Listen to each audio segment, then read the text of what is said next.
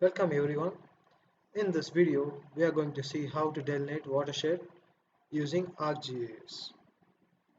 In order to perform the watershed delineation, we need a spatial analysis tool. So for that, go to the option Customize and select Extensions. And here we have to select the spatial analysis tool and just close it. So now we can do the processing work. So the next step is that we are going to add the DEM data here. So you can see here I have added my game data. It is having four scenes. Now we have to make it as a one scene using mosaic. So for that, go to the option Arc Toolbox. From there, go to the option Data Management Tools. From there, come down to the option Raster and select raster datasets. And here you can see the option Mosaic to New Raster. So this is the tool which is going to be used to Mosaic. Okay.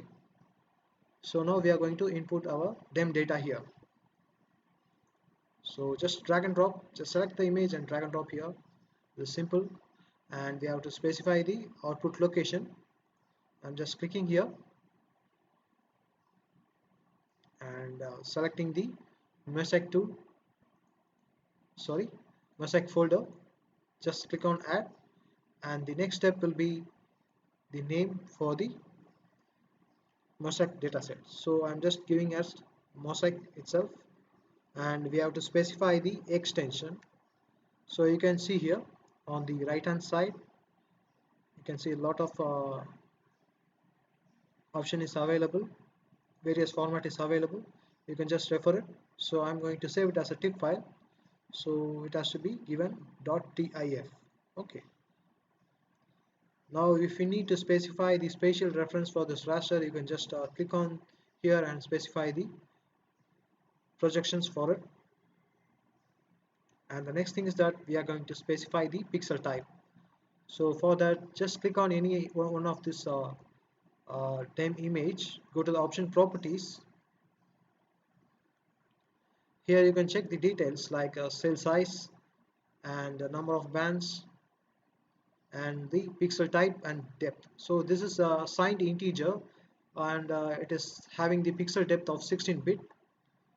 So just note it down, and here we have to specify it. It's a 16-bit signed integer, and we have to specify the number of bands here.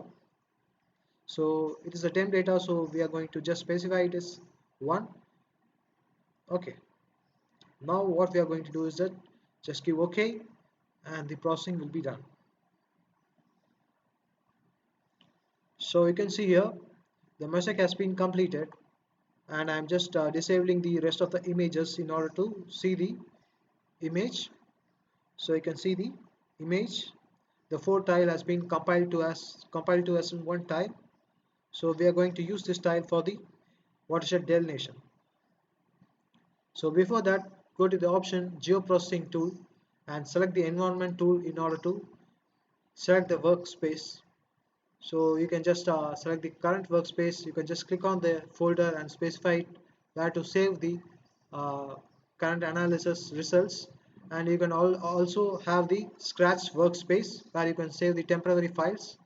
You can also specify the folder for it using this button. Okay, and the next thing is that we are going to go to the option raster analysis. Here we are going to specify the cell size. So our cell size will be representing the mosaic data. Just give OK, and now we are going to go with the watershed delineation. So the next step will be we are going to discuss a few things while using DEM data. While using a DEM data uh, in a coastal region, you can see some spikes in the values. It can be due to the masking of the water bodies. So if you find any spike value in your DEM data, so how to remove that spike value? So if you find any spike values, that is, for example, you can see here the high and the low value here, and in some cases you can see the high value might be much more higher. It can be up to 32,000 like that, The value can be ranging like 32,000, or it can be above the elevation value of your study area, which you can easily find by analyzing your data. So how to remove such spike values in your DEM data? So the next thing is that we are going to save. So for that, go to the option Arc Toolbox.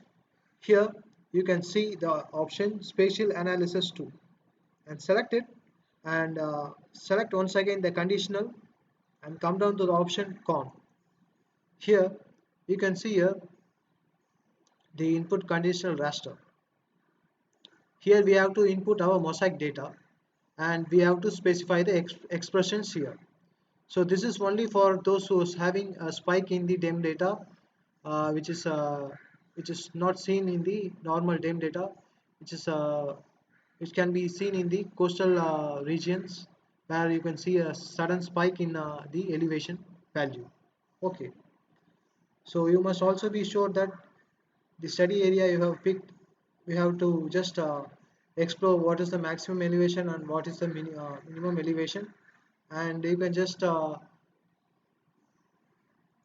remove the spike values.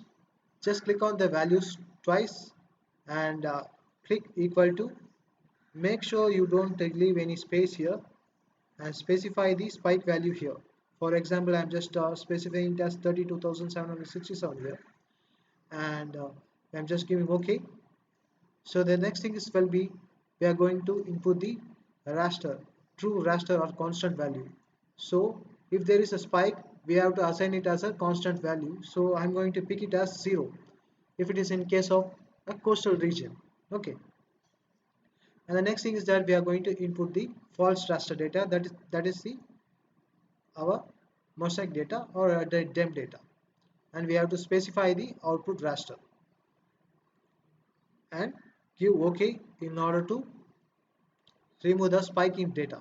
Okay, if you have any further doubts in this process, just ask in the comment section. If you don't see any spike, you don't have to follow this step. Okay, so select our toolbox and come down to the option hydrology.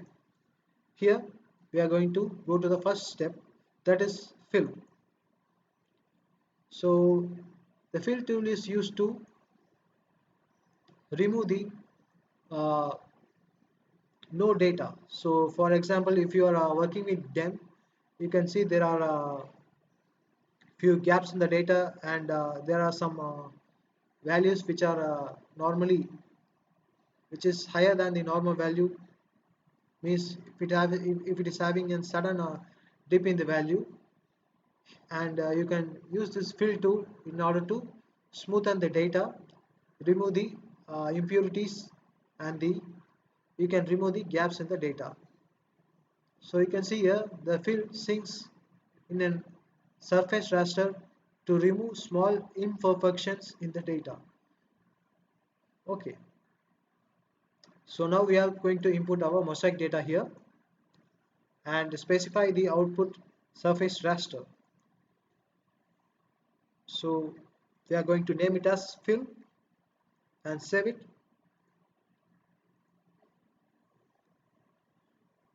The analysis has been completed. The data has been filled successfully. So the sinks in the elevation data are most commonly due to the errors in the data. These errors are often caused by the sampling effects or a rounding of the elevation to the integer numbers. So in order to remove the sinks, we have to use the tool fill. Okay, that we have seen right now. So we have processed the fill. Okay. The next step will be flow direction. Please go to the option Arc Toolbox and select the option flow direction. So here we have to input our fill data here. I'm just inputting my fill data, and we are going to specify the output file name. So that will be flow direction.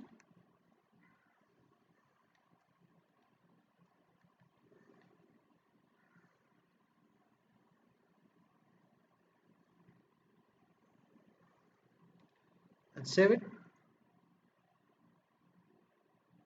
just give OK in order to uh, perform the analysis.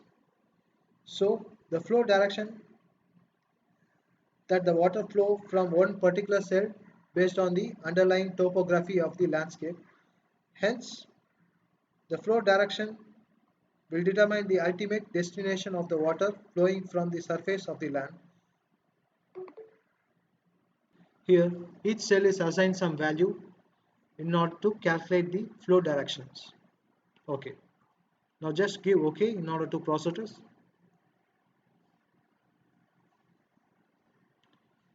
So we have successfully completed the flow direction. So you can just follow the second video for the watershed delineation.